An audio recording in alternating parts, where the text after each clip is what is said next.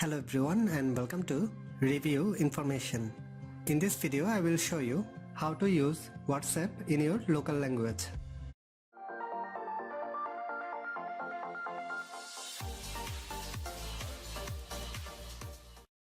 Go to WhatsApp from your apps list. Tap on the three vertical dot from the top right corner. A drop-down menu will open. From this menu, tap on Settings. From Settings, tap on Chats. In the Chats settings, find the option App Language. Tap on this. A new menu will open. Depending on your phone's capabilities, the list may include English, Hindi, Bengali, Punjabi, and etc. You have only two languages.